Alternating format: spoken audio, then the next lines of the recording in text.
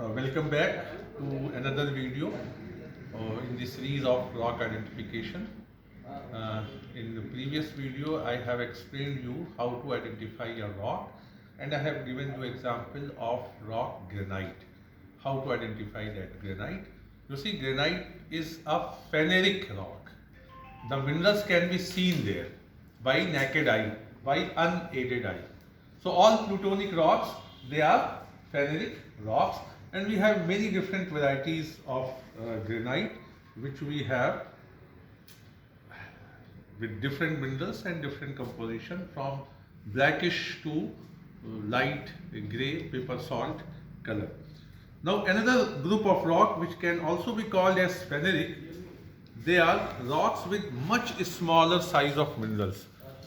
Here the mineral size is 2 millimeter or maximum 3 millimeter, and here in this even it is less than 1 millimeter. You can see it with some minerals with very focused effort. You can see some minerals here. So these rocks, they are of smaller size. One is leucocratic, another is melanocratic. So leucocratic and melanocratic, both we have. Leucocratic and melanocratic, both version is there with me, but the grain size is smaller. This is again non-layered, so we will doubt it to be igneous rock. Here it is again having interlocking texture.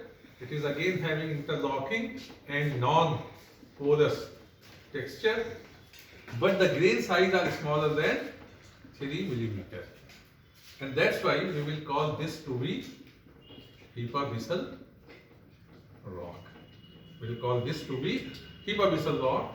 Depending upon the mineral composition, you have quartz, feldspar and biotite in one of the sample, that is this one. In this one you have 3-4 different minerals. This is granodiorite. This is granodiorite, or you can also call it diorite. But this version, which is dark colored, this is called as dolerite.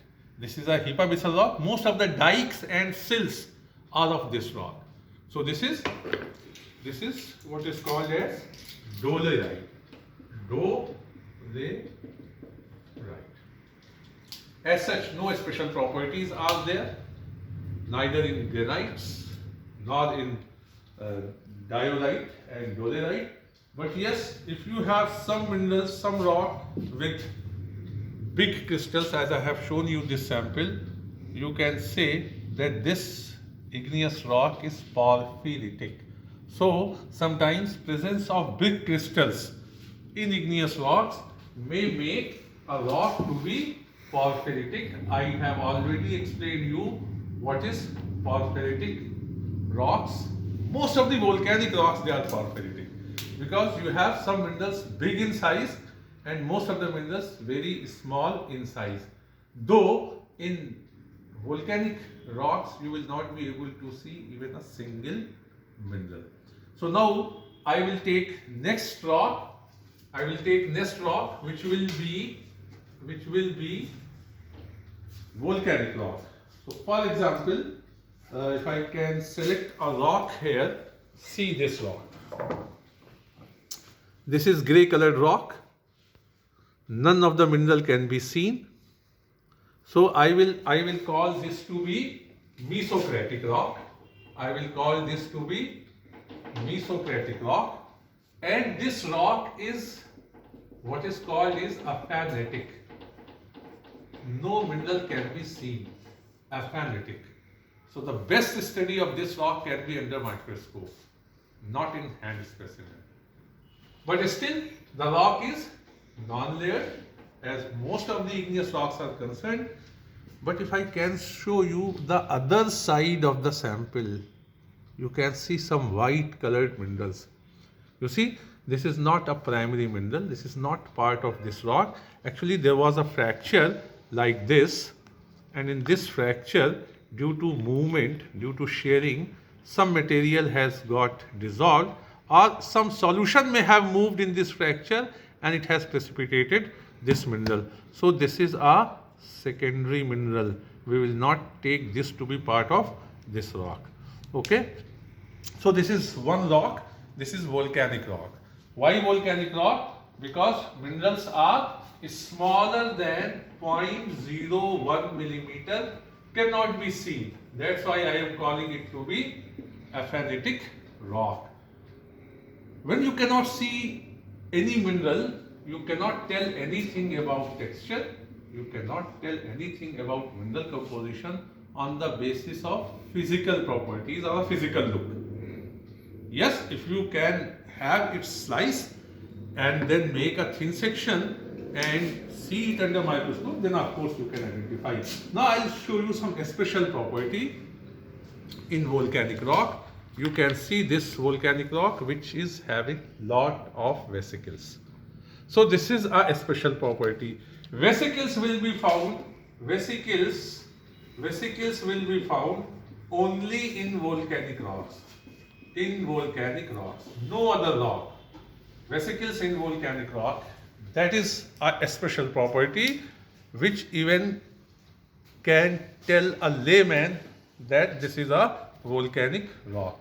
Now some of the volcanic rocks, they have the vesicles filled up with secondary minerals which we call amygdales. So you can see this volcanic rock has got lot of filled minerals in vesicles, so they are amygdale. This is freshly broken surface. See this surface which is not freshly broken, so that's why we normally try to see it on the freshly broken surface. So you can see here lot of amygdales. So amygdales also only and only in volcanic rocks. So this helps in identification of volcanic rock. Now I'll show you one more sample of volcanic rock here. See here, this brown colored and then white colored part. There are two parts. Which one is rock and which one is secondary? That is the question here. Should I take this white one as a rock or the brown one as a rock? If you see it closely and observe, then you will find that white minerals are inside brown. So it means brown is older and white is younger. So white is secondary mineral. So this also has vesicles which are having amygdales. These amygdales are zeolite. This must be a big vesicle which is filled with zeolite minerals, and they are having flowery appearance. They are showing flowery texture. You can see the radiating fibers of zeolite minerals. So you see, if you have gray to green volcanic rock, then it will be basalt. If you have brown volcanic rock, then it will be rhyolite. And if it is gray to brown, sometimes very difficult to distinguish, then it is rhyolite. So we can identify that it is basalt or rhyolite. Sorry, gray brown is andesite. Simple basis is color. So on the basis of color, you can identify the rock is basalt, andesite and rhyolite. Presence of vesicles and amygdales will make you sure that yes, this is a volcanic igneous rock. To end up this video, I will show you two more samples. These two samples, if you can closely observe, have slight appearance of layers. This is volcanic ash deposit, which is going into atmosphere when the volcanism takes place, and then it settles down. So you can see you have layers here. This is rhyolite tuff from Jodhpur and Pokhran, in fact. This is the same rock with much bigger grains of feldspars. This is also a volcanic ash deposit, but coarser version, and it is called as lapilli stone. So this is lapilli stone, this is tuff. Okay, so that's all about the important igneous rocks. Thank you.